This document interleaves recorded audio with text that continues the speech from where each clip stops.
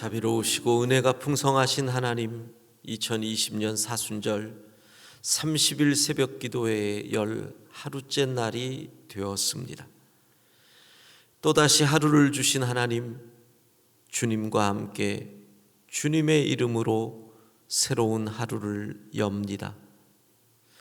아침 일찍 일어나 우리의 입을 열어 내어놓는 말이 주님을 향한 노래이게 하셔서 감사하고, 우리의 귀에 들리는 말이 주님의 말씀이기에 감사합니다. 순전한 믿음을 사랑하시는 하나님, 우리가 이 현실의 어려움 속에서도 그냥 포기하지 않고 날마다 자신의 모습을 돌아보게 하시니 참으로 감사합니다. 주님, 우리의 삶이 참 대충 살아왔음을 이번 기회에 발견하였습니다. 손을 꼼꼼히 30초나 씻으면서 우리가 손 씻는 것도 참 대충 씻었음을 알게 되었습니다. 확진자의 동선을 발표하는 것을 보면서 가야 할 곳과 가지 말아야 할 곳을 구별하며 살았는지를 생각해 보니 우리의 발걸음도 대충 생각 없이 살았음을 발견합니다. 자녀들과 하루 종일 또는 퇴근 후 저녁 시간을 보내면서 금방 짜증이 나고 화가 치밀어 오르는 우리의 모습을 보면서 우리가 자녀 교육을 학원과 학교에 맡겨두었고 부모된 자로서 자녀들과 대충 시간을 보냈음을 깨닫습니다. 우리의 신앙생활의 모습도 별다르지 않았습니다. 식당에 홀로 앉아 마스크를 벗고 식사기도를 하면서 이제껏 우리의 식사기도가 얼마나 습관적이었는지도 알게 되었습니다. 온라인으로 헌금을 하면서 우리의 헌금 생활도 참 대충이었음을 깨닫습니다. 기도하는 것도 대충, 말씀 보는 것도 대충, 예배 드리는 것도 대충, 봉사하는 것도 대충, 주님 대충 살아온 우리를 용서하여 주옵소서. 이렇게 위기를 맞이하면서 우리가 기본을 잊어버리고 살았음을 깨닫습니다. 그러나 이 위기의 날들로 숨겨졌던 우리의 민낯을 보게 하시니 감사합니다. 이제 우리의 삶이 조금 더 진지해지게 하시고 특별히 그리스도인으로서의 기본에 충실할 수 있고 대충 겉모습만 비슷해지는 것이 아니라 속사람이 온전히 주님 닮아가는 순전한 믿음의 성도 되게 하옵소서. 30일 동안 우리가 새벽을 깨우며 주의 말씀을 기대합니다. 오늘도 우리에게 말씀하여 주시고 말씀을 듣는 중에 이 길이 바른 길이구나 라는 깨달음의 고백이 저절로 입에서 나오게 하여 주옵소서. 2020년 3월 20일 사순절 30일 새벽기도 10하루째 날 하루를 이렇게 시작합니다. 오늘도 창조주 하나님, 우리의 삶을 새롭게 창조해 주시고 생각지도 못하는 길을 열어주시는 그 하나님을 체험케 하여 주옵소서. 우리를 사랑하시되 끝까지 사랑하시는 예수 그리스도의 이름으로 기도합니다. 아멘.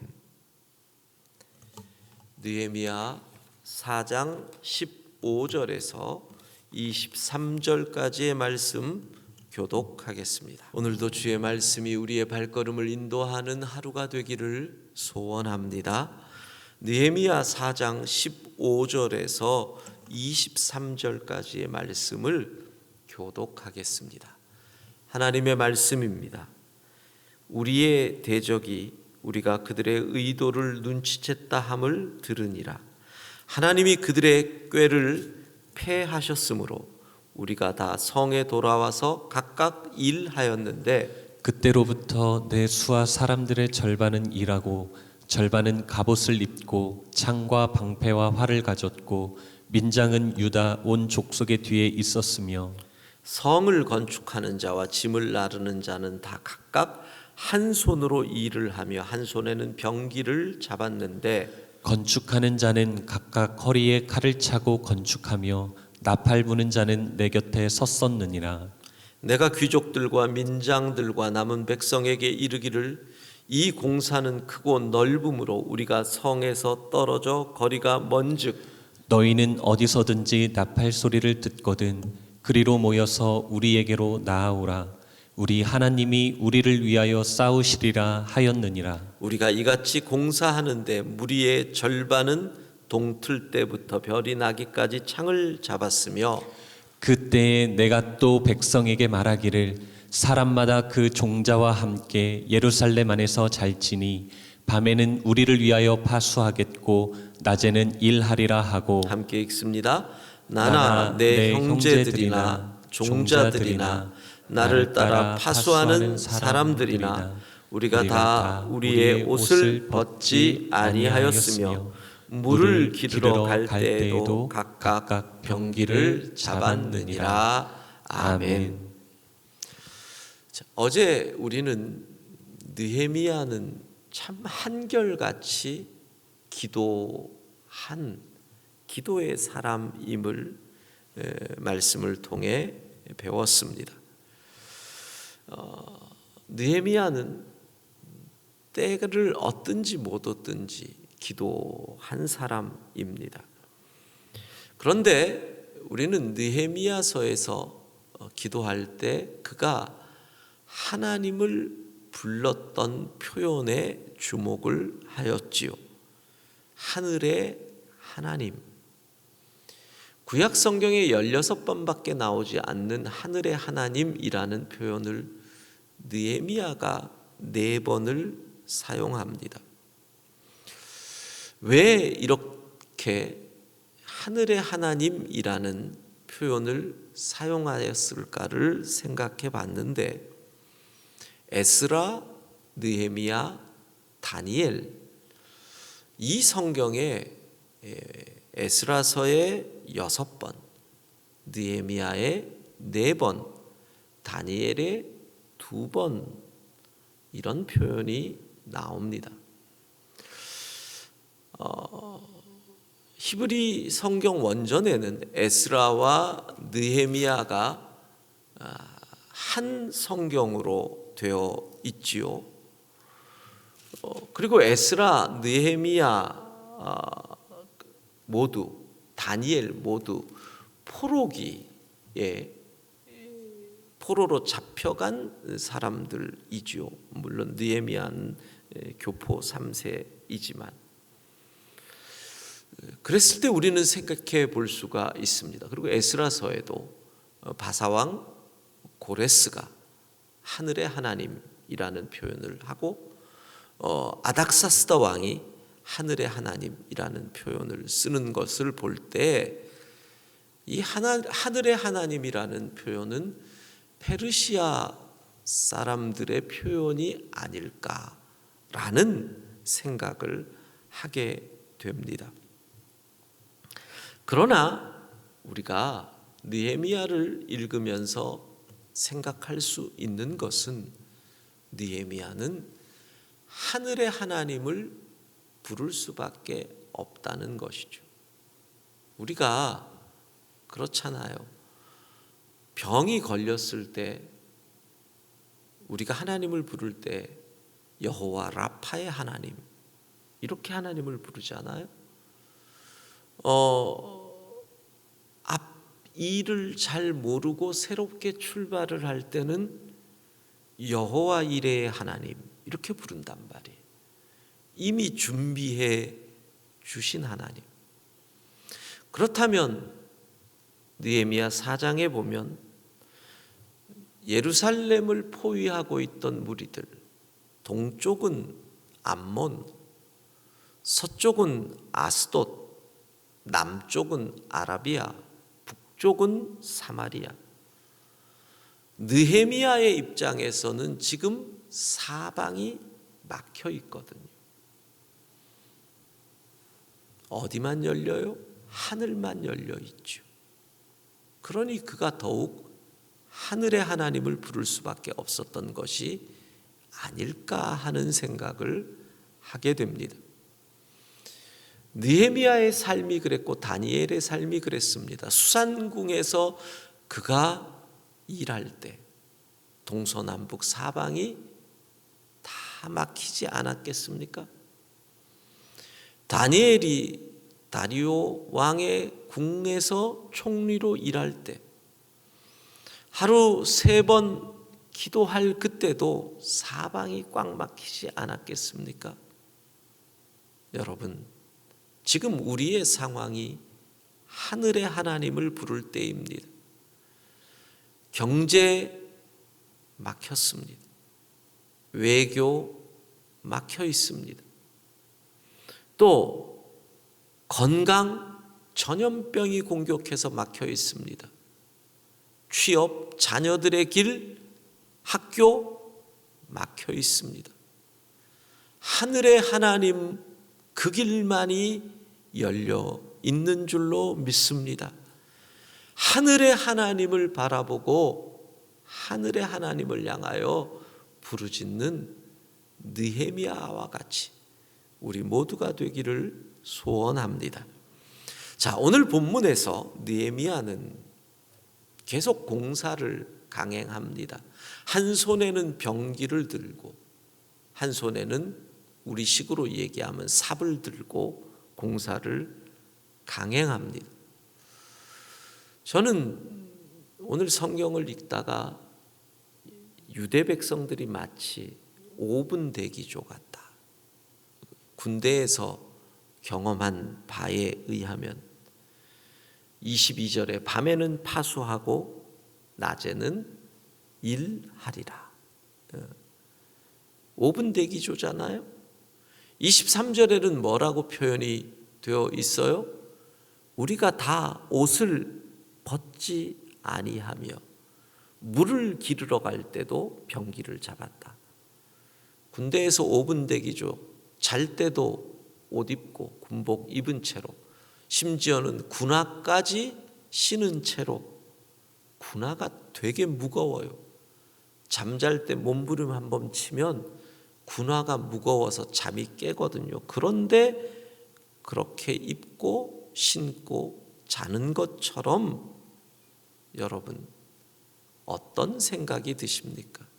느헤미야 4장은 우리에게 이 땅을 살아가는 성도의 삶이 이와 같다는 거죠.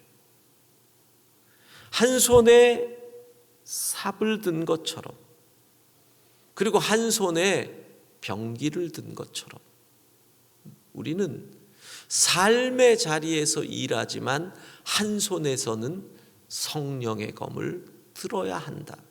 이게 성도의 삶이라는 겁니다.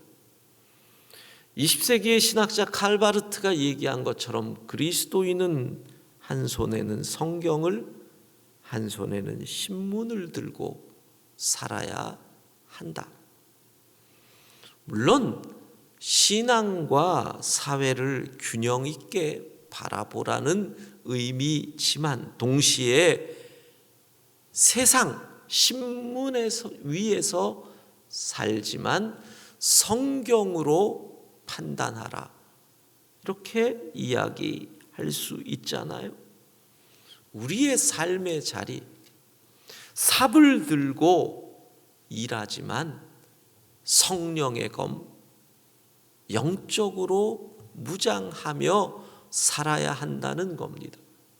쉽지 않습니다. 피곤합니다. 낮에도 일하고 밤에도 파수하고 주님 말씀처럼 깨어 있기 어렵습니다. 그러나 깨어 있지 않으면 언제 유혹에 넘어갈지 모릅니다. 여러분, 옷을 벗지 않았다는 것도 이렇게 해석하면 비약일까요? 그리스도로 옷 입으라는 말씀처럼 어느 곳에 가든지 그리스도로 옷을 입고 벗지 않아야 한다는 거죠. 그래서 오늘 성경은 끊임없이 하는 얘기가 뭐예요? 방심하지 말라는 겁니다. 15절을 보면 이렇게 나와 있습니다. 우리의 대적이 산발랏이죠. 우리가 그들의 의도를 눈치챘다 함을 들으니라. 그 말은 뭐예요? 무력으로 예루살렘을 공격하려고 하는 시도를 느헤미야가 알고 이미 방비를 마쳤다 하는 것을 알고 그런 방법을 포기했다는 겁니다. 그러나 느헤미야는 더 강력하게 경비하고 방심하지 아니했다는 겁니다. 그때부터 허리를 더 강하게 조였다는 겁니다. 여러분, 위기가 지나갔다고 할 때 방심하면 더 큰 위기가 다가오는 겁니다. 위기가 지나갔다 하면 긴장이 풀어집니다. 그리고 게을러집니다. 한 걸음 더 나아가 위기가 풀어졌다 싶으면 사람이 교만해지는 거죠. 그리스도인들은 위기가 지나가면 제일 먼저 새벽 기도를 쉬게 됩니다. 위기가 지나가면 새벽 기도나 기도를 할 때도 간절함이 사라지는 겁니다. 그래서 방심하면 안 된다는 거죠. 제가 가끔 말씀드리지만 자녀들이 군대를 가면 엄마들이 안 하던 새벽 기도를 시작하죠. 그리고 얼마나 훈련받는 자녀들, 아들들 생각하면서 울며 기도하는지요. 근데 그 간절함이 아이들이 계급이 올라가면 갈수록 사라집니다. 2등병 때의 간절함과 병장 때의 간절함이 다릅니다. 병장 때는 차라리 군대에서 좀 더 오래 있었으면 좋겠다. 엄마들이 그런 생각하시잖아요. 그러다가 새벽 기도를 쉽니다. 언제나 우리는 풀어진다는 것이지요. 깨어 있어라. 느헤미야는 이 전쟁을, 영적인 전쟁을 해나가는 힘이 어디에 있습니까? 20절입니다. 이 믿음으로 우리 하나님이 우리를 위하여 싸우시리라. 따라합시다. 우리 하나님이 우리를 위하여 싸우시리라. 우리를 위하여 싸우시리라. 가정에 계신 분들 잠이 확 깨죠? 따라 하려니까. 전쟁은 여호와께 속한 것이기에 결국 승리한다라는 것을 믿었다는 겁니다. 여러분, 여호와께서 승리를 주신다는 믿음, 그래서 우리는 삶의 자리에서 대충이 아니라 최선을 다하는 거죠. 마치 예수님의 달란트 비유와 비슷한 겁니다. 주인이 돌아온다는 것을 알기에 열심히 살아가는 5달란트, 2달란트 받은 종들입니다. 그렇게 이 땅을 삶의 자리에서는 삽을 들고 그러면서 성령의 검으로 깨어서 낮에는 일하고 밤에는 파수하는 자세로 살아갈 때 우리는 착하고 충성된 종이라 칭찬 듣게 되는 것입니다. 제가 오늘 새벽에 기도할 때 참 우리의 삶이 대충대충 살았다. 손을 씻으면서 이번에 느낀 거거든요. 제가 참 손을 대충 씻었더라고요. 그래서 꼼꼼히 씻다 보니까요, 이 별로 크지도 않은 손이 씻을 곳이 얼마나 많은지 몰라요. 손가락 사이사이 씻죠. 손톱을 씻다 보니까 손톱 자랐는데 그 사이도 씻게 되죠. 손등을 씻다 보니까 손목도 씻고 싶어지죠. 와, 30초가 부족하더라고요. 그 말은 참 대충 살았구나. 믿음 생활도 대충 했구나. 기도도 대충 했구나. 대충 살았던 거예요. 사랑하는 성도 여러분, 오늘 우리 결심하십시다. 낮에는 일하고 밤에는 파수하는 이 삶의 자세,